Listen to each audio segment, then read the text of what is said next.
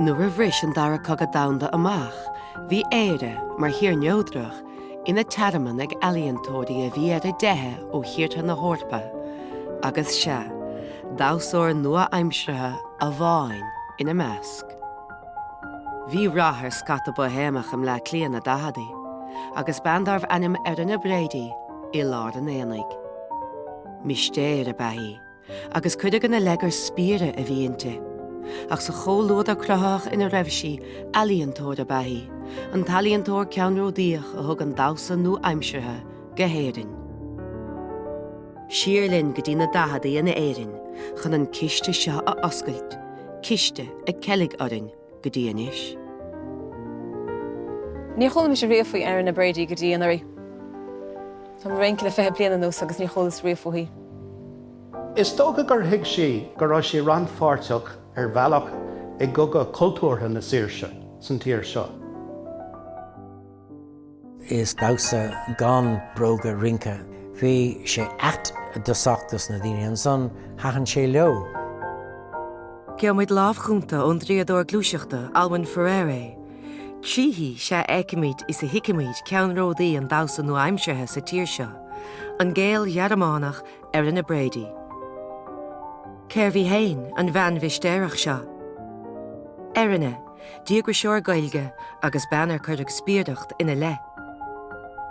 Ba é a thair agus é ar deoraíocht a bhaist as aim na tíre seo í, Erina, páirsa nó ar éireann.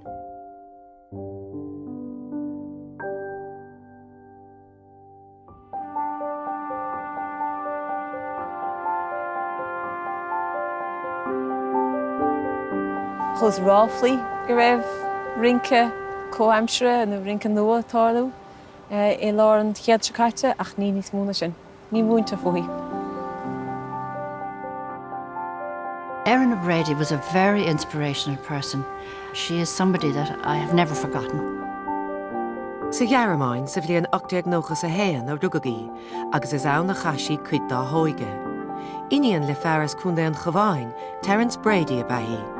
Ghearmánach a bhí sa bháthais Elizabeth Wendland. Nuair a chonig Erina Isadora Duncan máthir an damhsa nua-aimseartha, bhí a Isaice cad a bhí an ánde. Damhsóir a beithí, bhí si a damhsa.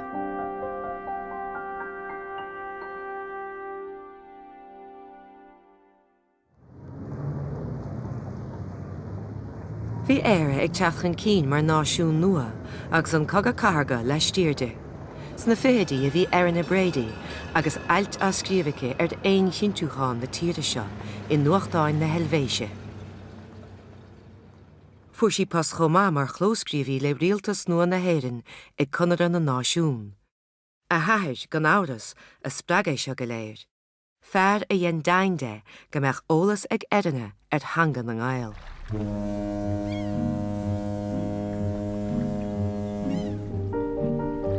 Ní hen úna mar sin agus an dara cogadh damhsa ar na bacáin, hí na mílte ag tuthe go hÉireann, go meallthach ble clia, cathair neodrach í, mar stáite chun an damhsa nua-aimseartha a Arbert agus a lethe ann.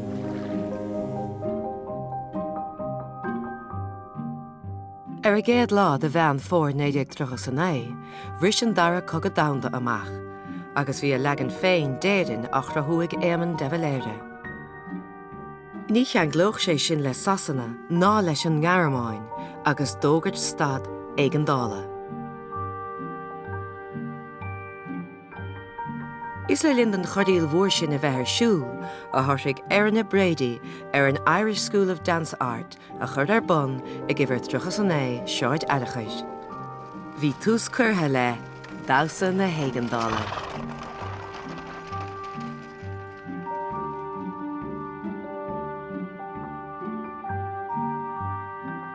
Bhí an tá geala Erina Brady, bhí si anna gam goibh réamhlord omlán is sa rinca in Sonora.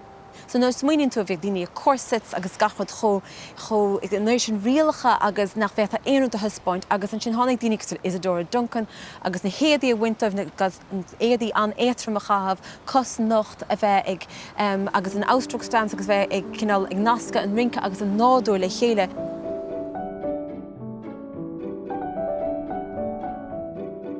Bhí cúlra anamh rinca ag Erina.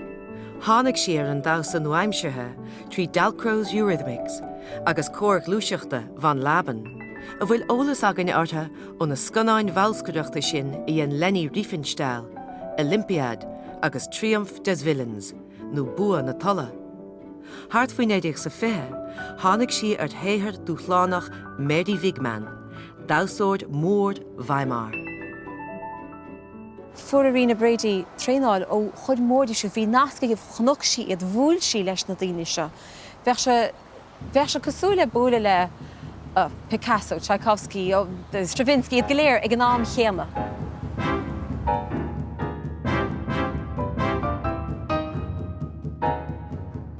Bhanig Wigman an Ausdruckstanz, Damhsa a léir ag mothúcháin. Fuair Erina Olwen Fouéré sa scoile bhíocha in Dresden, agus is anna fuair sí amach mar gheall choreografíochtaí nua ar nós hÉigeandála, nó Damhsa na Gailleach.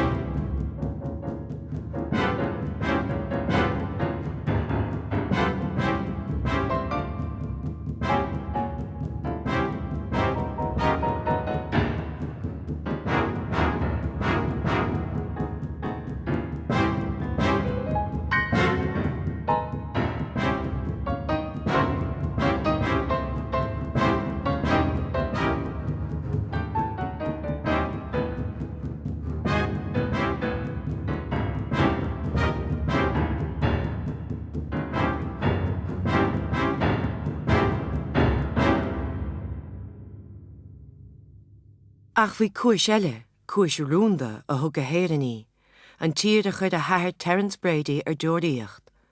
Persona non grata a bheith an tathir. Se, an tathir Terence Brady, agus a rion glanta na géaga ginilig, go dtí anois. Following my mother's death, my mother lived in the house of my grandmother in Cavan town. And when we were clearing out the house, I came across the biscuit tin. And in the biscuit tin there were, well, among other things, memoriam cards and cuttings from newspapers. And I wondered, why did I keep that? And luckily enough, I didn't destroy it, I kept it. Tácar síos ar Terence Brady, mar léachtóir le Gréigis agus Ladin. Dag an brádacht an tagartacht sa bhliain 1888 chun Gearmánach óg a fósa. Casa gur chéile iad na stáit éantathe, agus Terence ag bailú adige dain le haig scoil fáric, scoil de bhuacha lí sa Ghabháin, déin agus sporánaí na scoile a bethe.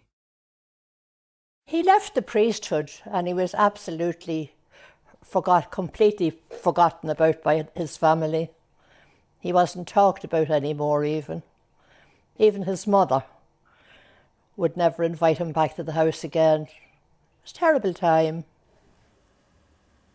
Bernard Brady, my grandfather, he had a business on the main street in Kavanagh, and he was in the Gaelic League. He was supporter of John Redmond. He was described as mayor of Kavanagh, so he was obviously fairly prominent in the affairs of the town. So the priest leaving the priesthood wouldn't have gone down well. And I would imagine in the 40s it was a little bit of a shock to find this lady coming from Germany and saying, I'm the priest's daughter. Bhí scéal a bhás a thathart a thuirteach Erina do bhrádaigh an Ghabháin, agus í a súil le hathmhainteras a chathú.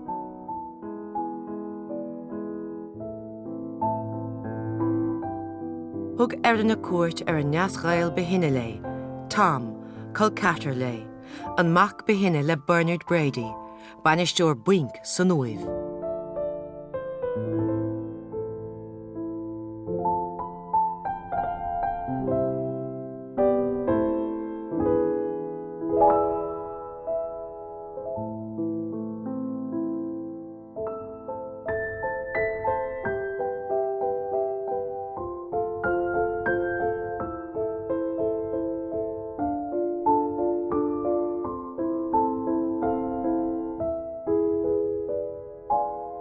Ní chuthach sé sin stop lei ná lena mission.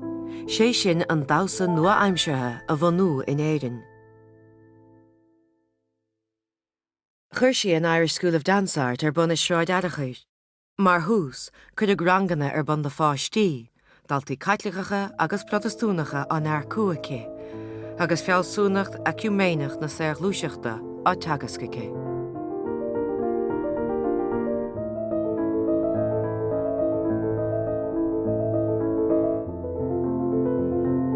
I've always remembered her. They're very clear in my mind, even though I was very young. And I can see that studio. You went in, changed in the little cloakroom, and went down a passageway and opened the door in this big, bright studio, indeed which Erina lived in, because there was a little bed in a niche in one wall. I just remember the classes. I remember this wonderful The Voyage of Maeldoon. I was in the Undersea Isle. I played a mermaid. And the whole thing was a joy, really.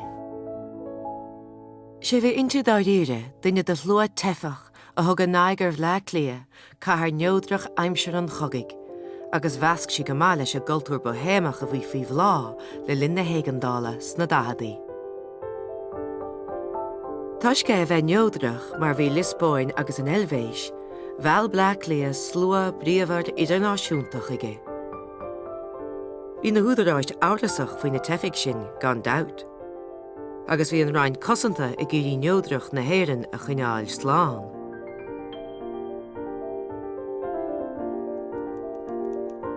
Bhí has áireasach fuaí tuisc I bheith gaifach, agus an cúldra Gearmánach a bhí aici ar nói. Agus bhí trach an éis seáid airachar lán dalintóirí éireannacha a chur fáilteú rih ghine ach a féin. Aithníonn círóg eile. Alíontóir glúine daite agus cóghlachaí Evie Hone a Bathiú Barden. Dhéan sesin setan na stáirte de agus bheith buan na cháirdeas atartha. Bhí studio aige san irginmh le cualacht na Gardathe. In éon tíos le bhí an scan an áid Liam Ó Léire a bhanig cumann scannaíochta na hÉireann agus duine de phríomh bhunathóirí thiúnscail na scanán sa tír seo. Ag an am, bhí dhéagrasúir teanga é, agus bhí sé hadabheith tóca leis an mean bhistéireach seo ó ngearmáin a raibh grá déirean aici agus gailge aici ina haanta sin. He was part of this set of people who were interested in extending their boundaries through cinema, through culture, through theatre, and it doesn't surprise me at all that there was this friendship emerge between Liam and Erina. D'ir siad go húntacht a chéile. Ní a bhain go raibh sesin in anna chud léireáin Damhsa a chur chun cín sa choúna bhí aige san Irish Independent. Dhéann sé scanán ballscoideachta an scoileacha chomá. Agus mar chuite bheith sin, thug siise rangan na glúiseachta an chompántas gailge aige, an Dublin Little Theatre Guild. His focus on Erina Brady, I think, is very interesting. I think for us at a remove, it's absolutely fascinating to see this record of a relatively bohemian woman living in Dublin in the 1940s. And certainly when we first saw it, it created this very stark counterpoint to our impressions of what Dublin might have been like in the early 1940s.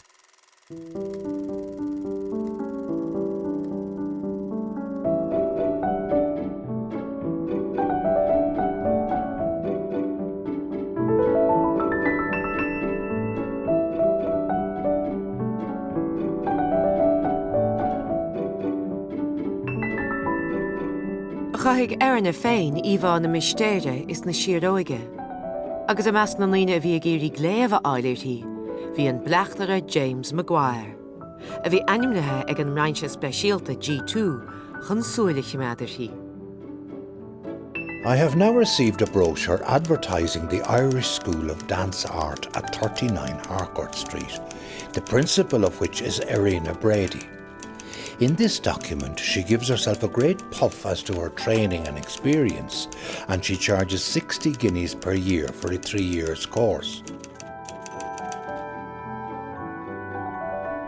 Dús, hílan rainn cosanta gur spíre nó táltha a bheithí, agus íana bosca litreacha mar a deirtaí ag an am. Sé sin duine a dhéanach litreacha a cheola, duine dar bhainnim Erika Brandy a bhí 3 bliain níos óigenaí.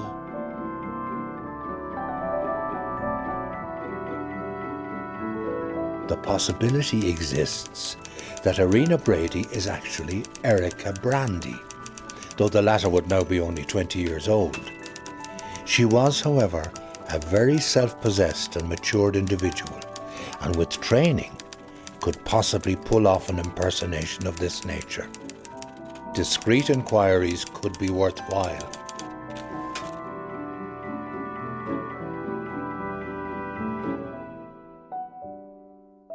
Chun chuir leis an áras fad, stop an bleachtar James Maguire carta puist ó Erina.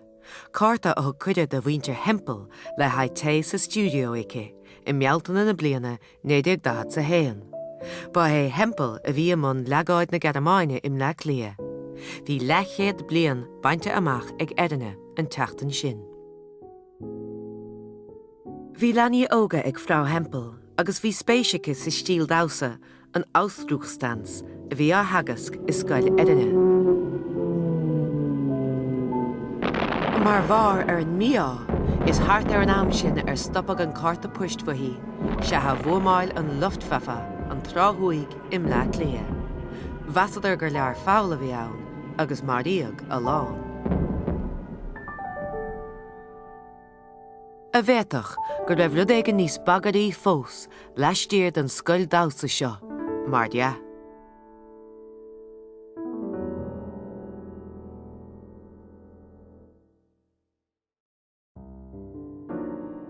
Blach lia, aimsir na hÉigeandála, agus bhí tanas san éard. Dúrá áras ag na húdaráis achtrainnig ann, agus dúrá áras ceartacha Erina Brady, an leachheadamánach sin is an nua gása ach sé a scuile aici. Hiag si gomanach nenach sé an bhahastá gnó, agus é díreach ina hús dá bhaithí amach gur sagart a ba a háir.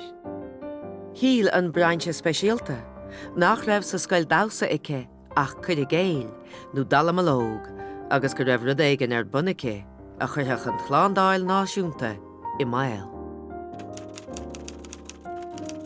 Miss Brady openly boasts of her former connections with Irish diplomatic circles and gives the impression she can obtain any facility she desires to the Department of External Affairs.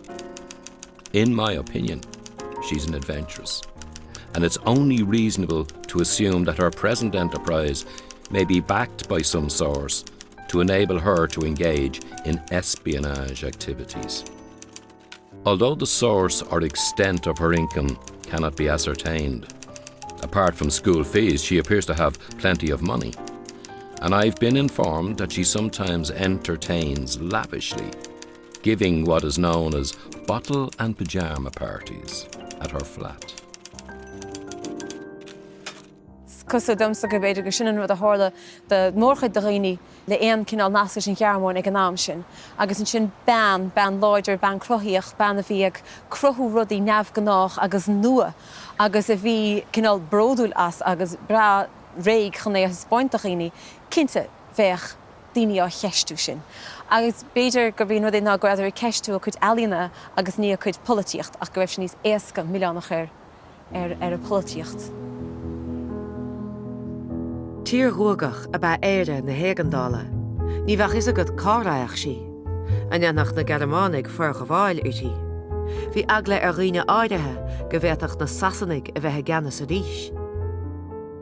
Má bhí an rainn cosanta tinal, bhí an nó íseachas faoi bhlá in éireann na hÉigeandála, bhí Erina I lár an éanaig. I meas dramanna eile, bhí an grúpa alíana The White Stag tachathe chun cín, a chróirú ag lucht an avant-garde, Basil Rakasi agus Kenneth Hall. Bhí Rakasi á leanúint na bleachtarí chomá, imcheoir ní a go hiad an bhecla sin sa chorach, agus cuidecha díbríag haar tír amach iad, gníomhíocht fté éireannach a cuideag ina le. Tháinig an sa agla na hagla mar anadís sa bhratan go bheidís bheichartha dul san aram, agus gléitar an Corduroy Panzer Brigade artha nar a tháinig. Síochánaithe a bheithiad, a chleacht an tibíocht túlacht nua san ealaíon nó aimseartha acha, agus bheall alíontóirí éireannacha chucha le héadí Brian Boydell, Commodores. Bhí Erina anmhór le racasí, agus a bhíon 1945 doscail si tuspántas leis de hir racha na héireann. Gléiters sais non-figurative abstract sé sin a choreogracht sais alien sé sin de gná gan figur den gná typ sé sin gná alien anacadav. Arnós Erina, bhí spéise chu i ngach gnéad den duine agus bhaníadart cuman hiciolaíocht chrathach im le clia. Ba leis an grúpa alíana The White Stag, a husbáin alíontóir óg Patrick Scott a héirt ar dús. They were a breath of fresh air. Basil Rocketsay would have been the one who introduced me to Erina Brady first. I went round to her studio in Harcourt Street. We watched her teaching her students there. Formidable, I think, is a word that might come to my mind. Sa chólódar sin, alíontóir ina cáilíocht féin agus ard bheas irtí a ba Erina. Chrathag si go má ghásóir seachas spíúre í le dosén Damhsa éanais ag an géad léirúice im le clia in 1941. Miss Erina Brady, who is to give a performance at the Mansion House next Tuesday night, will present original compositions to music by the great composers. Jacqueline Robinson will be the accompanist. Tefach ó Forras go bhle clia a bhean pianadóid Portgiúdach Jacqueline Robinson, a tháinig faoi anáil Erina. Bheadh éfacht anmhór ag an teagmháil sin ar an merteacha. Bhí Jacqueline fi thionachar Erina, chun na saoil a chahabh leis an Damhsa.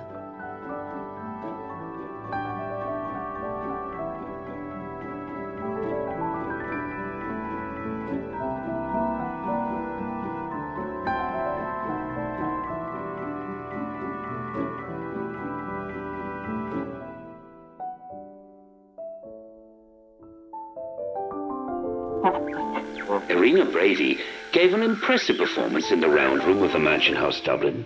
The costumes, both in design and colour, were favourably commented on by the female members of the audience. They were made by Mrs. MacDonald and Mrs. Ernest Robinson. Miss Jacqueline Robinson, a pupil of Miss Brady, was an excellent accompanist, and Miss May Carey read a paper on contemporary dance art. I went to the Mansion House one. The stage hadn't been prepared for her, and she had to go on stage herself on all fours with a hammer, and there were tacks sticking up because they'd had a carpet. The previous performance had a carpet that'd been tacked on the stage, and she had to pick all the nails out before she could start her performance. Ba é líam ó léire an taobh mó chuir an Damhsa cosnachta aici chun cín. I am not intensely interested in the partisan violences of Ballitermain or modern. But when we come to that simplification, which is so often the accompaniment of greatness, we are aware of a supreme test being applied. Consequently, when Erina Brady appeared at the Mansion House lately, in her first public recital, one felt she was treading on very dangerous ground. Her first dance revealed a sureness of purpose, with a finished technique that led one to believe that she is possibly the finest dancer that has appeared here in years. Her sense of the stage is remarkable. Her feeling for music is sensitive. One's impression? That of a flawless artistry.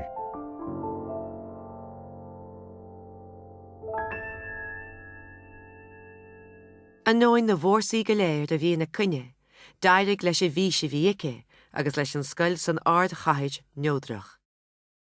I mí feardan na bliana 1942, bhí an chéad léirúice in Airclan na Manistrach, mar chóirleoir Damhsa is mar choreography sna drámaí gaeilge drama morálta ó cách, legan don drama meán íseach, every man, agus glynne an impede le trélach ó Rafferty.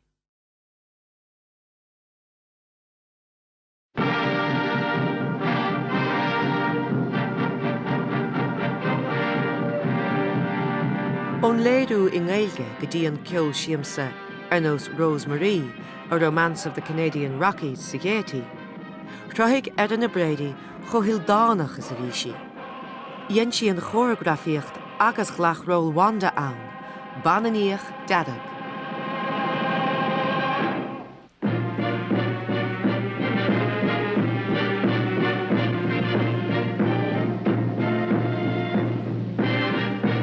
Home talent. The war has undoubtedly provided a silver lining with the chances it has given to native talent. That was my outstanding impression when I returned home from the enthusiastic first night of Rosemary, artistes all. They starred that very fine professional artist, Erina Brady, another Irish girl. She has played with the Irish Theatre Mogador as far away as Tunis and Algiers, and is a talented disciple of the best European schools of dance art. She is a great ballet teacher, as the gorgeous Riot of the Totem Pole dance showed.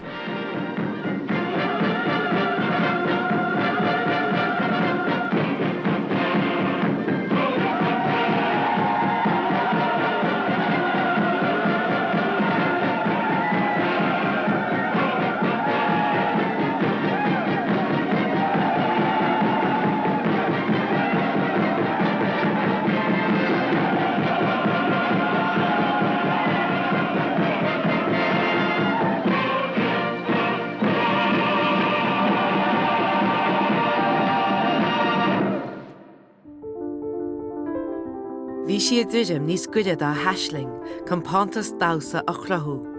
Chuir si to Spáintis Damhsa ar siúl ar fud na tíre, agus Jacqueline Robinson á Túnlachan. Bhí scetimíní ar Erina nuair a tháinig si ar réaltóg Damhsa eile. June Fryer, 16 bhís. Bheadh June mar chéad Damhsa nó aimseartha na hÉireann, trí scoil Frodastúnach Heach na Páirtge. Basc nach bhuidirfinde agus siúpaí airí leictreacha ag a tuismitheoirí farásacha in rahad na dochra. Bhí súil ag Erina go gcuirteach June agus Jacqueline na chéad daltaí profisiúnta ice in 1923 an aisling a bhí ice I gcrích. Godain, mar nach cuoine cín Jacqueline Robinson sa bhliain 1909, ní bheadh an chabadal chailte seo de scéal an Damhsa nó aimseartha im le clia ar rólas againn. Tugann an choreography John Scott, an taobh bhainnig an Irish Modern Dance Theatre, cúntas dúin. Bhuail sesin le Jacqueline I báras tar éis léirú Damhsa a bheith ar siúlán. This lady approached me, and she was very tall, very grand-looking lady, very distinguished, and she said, "Hello, I'm so delighted to meet a choreographer from Ireland. I studied dance in Ireland." And I said, "Oh, really?" And yes, I studied dance in Ireland in the 1940s. And I said, and it wasn't Joan Denise Moriarty or Ninette de Valve. And she said, no, it was contemporary dance, Wiegmann style, with a woman called Erina Brady in Hockert Street. And I said, what? I have never heard of this. Professional training was in fact very like that given by Mary Wiegmann in her schools in Germany. In the intimacy of her studio, we knew Erina exacting and considerate, aloof and tender, cold and passionate, ever filled with the desire to go further, deeper, with no compromise, into the veracity of the art of dance to which she was devoted, and to bring us along that same path. We looked at her dancing and were taken into another world. We listened and tried to do what she asked for in the dance classes, conscious of the length and richness of that path.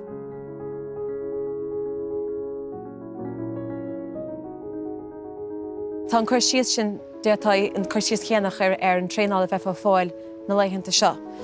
Ní go hamláin tá bhd eile difriúil againn ach bhí si fólam faoin na cinál Laffan fundamentals agus faoi spás agus cinál glúiseachtaí difriúlaach tá se annachasúla an tréáil tá áil againn inis. Deirling dá méich mission antal siar an snám agus dá seachgadíon studio rince agus Pórteach Lacha in san tréáil. nach meach se ro dhifriúdam.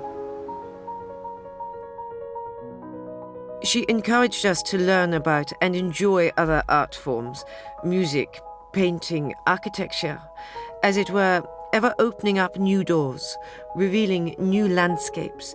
We were aware of the richness of her past experiences, although she told us little about it in detail. However, were present in her studio those great people, Rudolf Laban and Mary Wigman, with whom she had worked.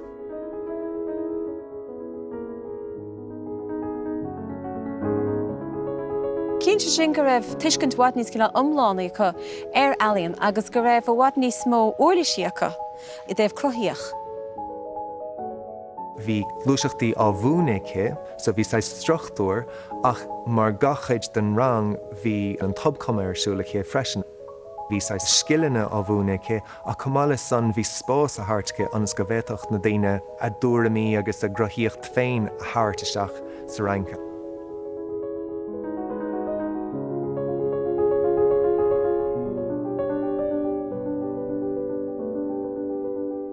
Chomá leis na dark alientóirí, cho aibrig Erina le Philly. Chur sí seoanna bun in Ngardín John Betjeman, Filla agus Tailord in Collinstown House, Clondalcoin.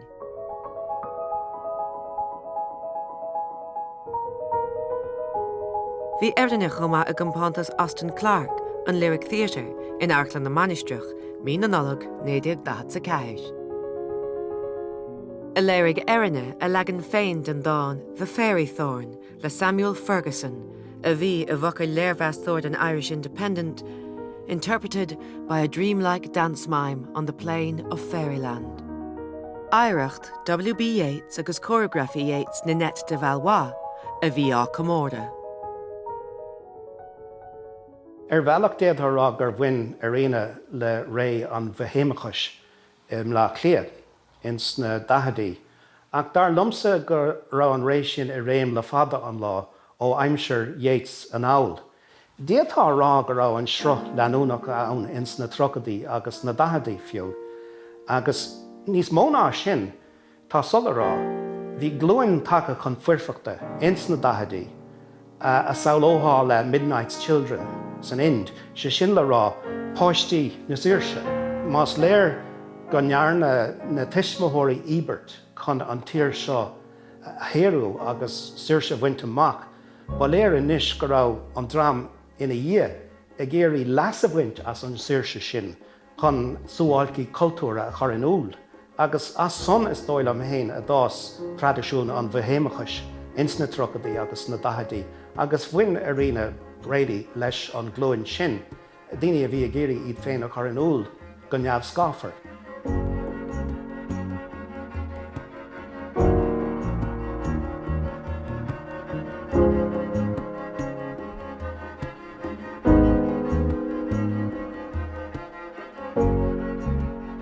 Dálam June agus Jacqueline a géir de studio Erina, agus is anna fuaidir an taithí luachfort léirúí ana bhós cór na mahéamach ag na cóisiirí budéal is pechami mar de thugach an bleachtar a James Maguire artha.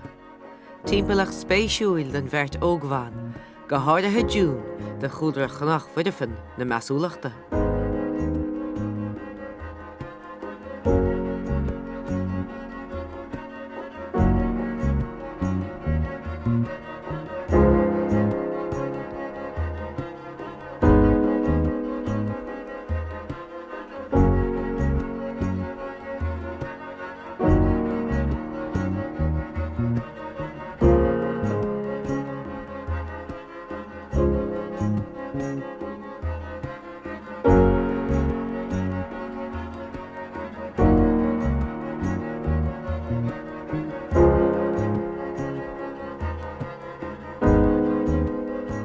Bhór idir teach le chéile cultúrtha Erina agus an ráisiúlachs na catacombs, club ihe bohéamach an bhí chliú, láimhleo I gcearnóg Vic Liam, club a haíoch Brandon ó Bacháin agus Patrick Kavanagh.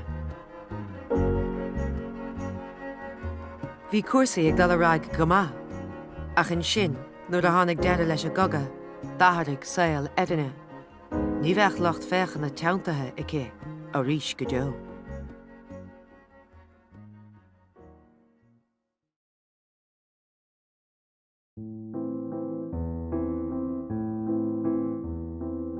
Fu dhearr na bealtainna 1945, bhí an cogas an órap ag dridim chun deirig. Bhí an cluiche neodreachta a imirt ag éimean devaléire i gcónaí. Nuair a chaileadh Hitler, chuir sé a chomhrón an úl go persanta donna dtína Gearmáine in Éireann, Edward Hempel. Go gairid in dhéag sin agus an etin á lethe ar fud na tíre, ba gáilead go raibh an Damhsa nó aimseartha i lár an trotha nuair a doscail éimean devaléire, ballet ballscoideachta in aig na hetine, a choric dance fantasy, ar an 28 bealtainna 1945. Bhí ballet seo Erina mar chuid an taspántas etine ag cumann na cruise deige I deach an ardmhéide. During those weeks of the TB Ballet, we could but rejoice that the war in Europe was over, a stop to the horrors. This furthermore meant for us in a neutral country that doors would be opening up once more. A curtain was lifting, a promise of light. Bhí taithíocha ar an gléir ó na haid iad thagart. Mar chuid dá plean ullmhianach chun an Damhsa nua aimseartha a lethe ar fud na hÉireann, d'éirigh le ranganna a chur ar bun is scoileanna clochaid. Tharann sé sin tribhlóidirí ó am go ham. I bhór na bliana 1945, chur June agus Jacqueline tús leis an mblion dhearannach I lúna acha. Bhuaine do ranganna den éas óg, chur seoanna ar bundóibh, sa studio I Shráid Airachais agus I mailte eile, Cíl Chuinnig, Mainisteoir Lucia agus Cuisleáin Cnocha. I cannot resist telling an anecdote regarding one of my first teaching jobs in a Brigidine convent. For my first class, I wore a long, fluid skirt, which was a customary garment for dancing at the time.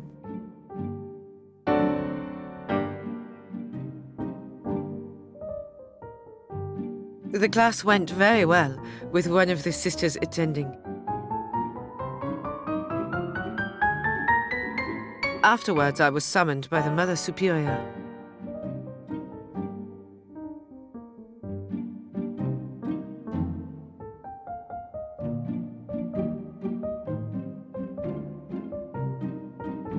We were doing second position pliés.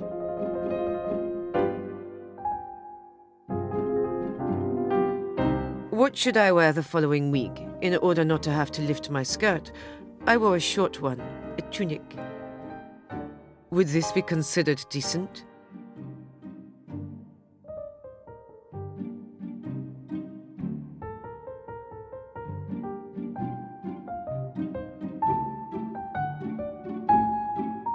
It was pronounced that there could be no exhibiting of bare legs, under any conditions. So what was I to do?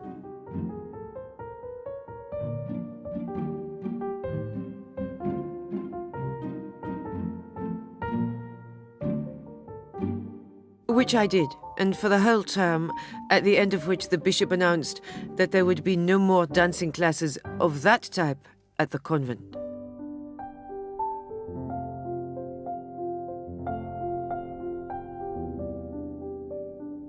However, during those weeks, secretly, I did help a charming young sister to stage a play on the life of St. Patrick.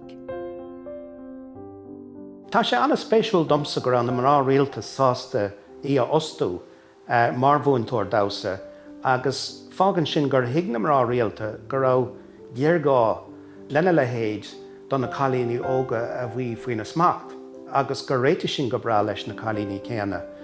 Dearthing hen go raibh anna díospóireacht ar bun I measc na mará rialta agus beidir leis na tuismothirí comá. Na librálaigh ará gur maitheann rud é seo agus gur fiú tuile chur ar fáil, agus lucht cinseoireachta a chlósan faoin meáin a bhí ar fáil. Agus nuair a chuoineann tú go raibh anna hiiscint ag na mará rialta ar an rud ar a tugadh the New Woman, an lucht an emanachas mar a deirmis I láthair na huaire. Mrá a bhí an rudaí a dhéanamh as a stóim héin, ar nós Deirdre agus Emer agus Seanna Bhrád na míotasolaíochta. Agus higadar go bhétadís an ghirt féin a rhabhad á réir, Is dócha gur bhuain siad an tuiscin sin don na chalíní a bhí fána gcóram, agus b'éidir gur bhain an saoirse seo leis an bheachtas son ar fad.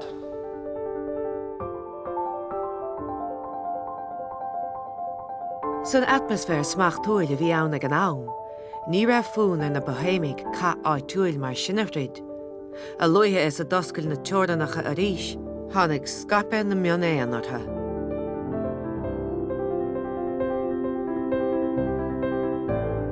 Bhí ré ghordacha na gaigadaí a teacht, agus a ré smachtúil sin ní raibh seans in éireann ag Damhsa nó aimsithe Erina Brady, ná ag na hidéil amláníocha a bhí aici. Ar an dráthóir, I meas na neis imircach bhí daltaí cumricha Erina, agus an nuail bhín féin acha, June agus Jacqueline. Tá sé cosúil sin páirrtacha ró gach séasúir. So bhí an sppraga seo a tharlann sa cearachadaí seo tír nua bhí sí lerug a féinúnachas féin, bhí mná na hhéirna chomá a lerug féinúnachas féin, agus bhí mar á lerug tríomhean na rince chomá, agus an sin bhásaigh sé. Ní dhéalach sí chothéasca sin áfach. Sa bhliain 1926, léirigh Erina Niobe, dá an daistóirí leis a bhile Thomas Sturge Moore leis an Lyric Theatre Company de chuid Austin Clark in Arklan na Peacóige. Chuinnig sí a haisling bio agus a raibh cruthathe is taiscethe aici ó 1939. An piece de resistance aici, The Voyage of Mael Doon, bunathe ar Ghán Tennyson, a léiríodh chomá sa fécóg sa bhliain 1926. Bhaininn scéal a tíiseach fáin ar Geordíocht. Déadach gur bé a heithid féin, Terence Brady, Geordie, a bhí mar inspiráid aici. The dance drama, The Voyage of Mael Doon, which is being presented at the Peacock Theatre by Erina Brady this week, is one of the most unusual artistic performances seen in Dublin for many years. The interpretation of the moods of the poem were dramatically and artistically effective. When the dancers are as accomplished and experienced as Jacqueline Robinson and June Fryer, this art reaches great heights because it has an irresistible suggestion of spontaneity. We feel that every moment is exactly right, and it is exactly the natural instinctive reaction to the mood of the dancer, the perfect physical expression of what she feels.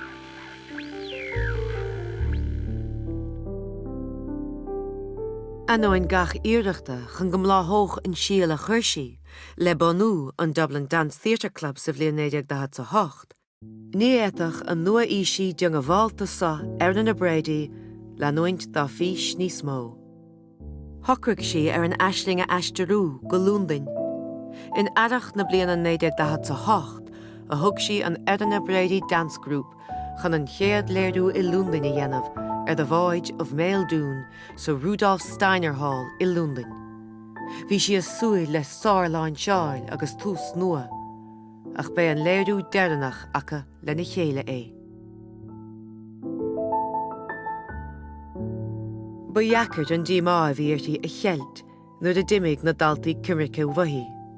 June chun tuile I lúna a áil faoi Sigurd Leader agus chun teagas go dhéanamh san Oxford Theatre School, agus Jacqueline a chuig go Nottingham ar dús is as sin go Paris chun an L'Atelier de la Danse a chur ar bun.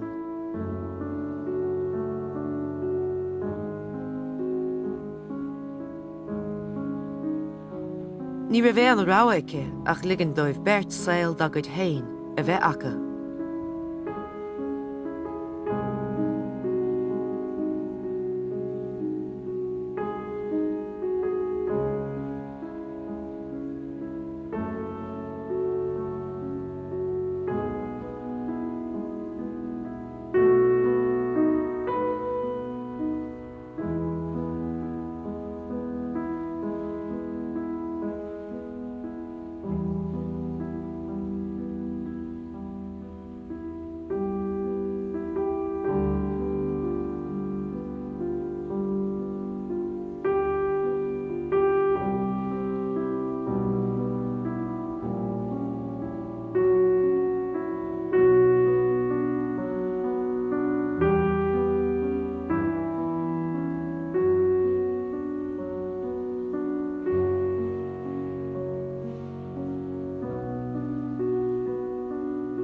Jacqueline, my very dear child, I fully realize that you must for the present work entirely on your own and develop along your own lines.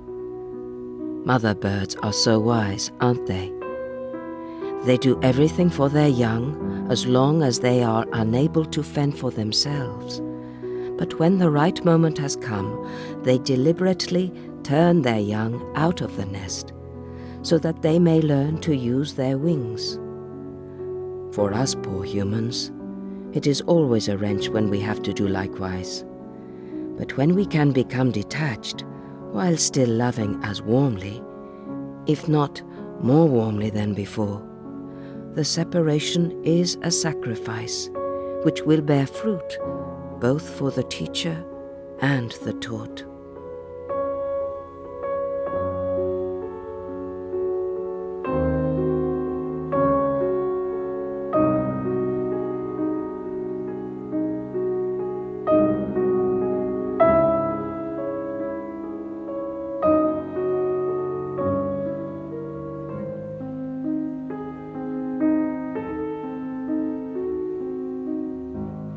Nor a Harlín rudí, nor a Splanc amháinithe ann, ní leor Splanc amháin, cai gombeach níos mó Splanc ar fud na tíre.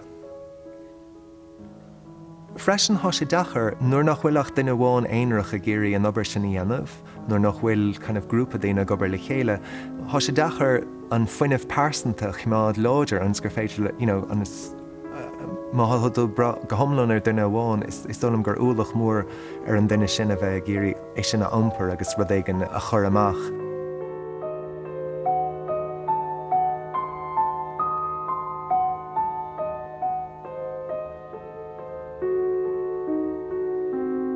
Idir an dálín, bhí ranganna Erina ag dul a laiad, mar is cuin le híorghalta lé. Around about 1948, and the classes had been somehow growing smaller. And I arrived this day, and nobody else came to the class except myself. And I was a little bit in awe of Erina, but she sat down and just talked to me. She told me on that occasion to stand up and try to be oneself. And she said, I always remember this. She said, the Irish have been oppressed for so long and downtrodden. Evelyn Burchell, who opened a dance school around about that time, and this was a ballet, tap, a ballroom dancing, a big dance school, and she actually came to see Erina when she started her school.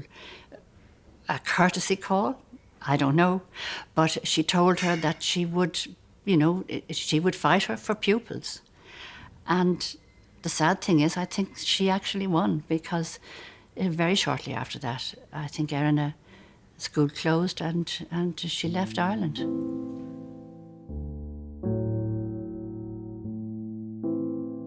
Bhí an eilevéis a gléigeí, áit a raibh a máthais seanóis a chuid fuhí in casa Erina.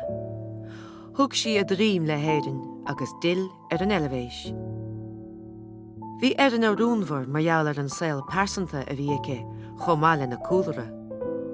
Tás a gcuin go dtugach a cara cnis hiú bardan cuairteirí ó am go chéile. Bhí Muriel Graham mar fianadóir díograsach san Irish School of Dance Art, agus bhag siise go dtí an eilevéis chun a bheith lé nuair a hep ar le sláinte. Cheap daoine áirithe gur lesbíoch a bheithí, ach an san a ríis cheapad ar leis go me spíre í. Is maithe bhí sí an róin na chináil agus is mistéirí go dtí an láinneomh. Bhí a díhil déanta in éireannici, an talán a chur an róig ar a heithir, an talán ó na fórsaí a hainnim féin. Caile go ciúin san eilevéisí in is i 7.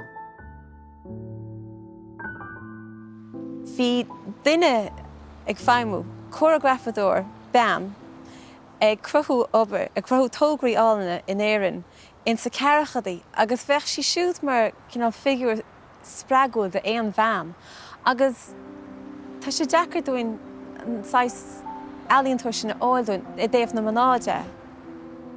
Is dóilm gur éirigh le go puinte áirid agus beidir go raibh díomá uirthaí chomá nar éirigh lé a thuile a choirigh ríg, ach deirthing inis a brathnú siar go ndearna sí an túfás. Bhí Erina chun tosaigh éideann i linne.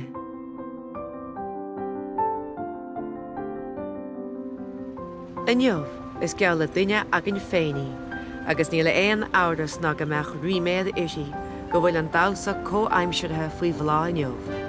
Réitigh si an bailach, cinar aithníomar sin go dtí anois. Tá ar a laiad 5 de champántais Damhsa cho-aimseartha in éireann inniuh. Clocha ar a caran I seithne.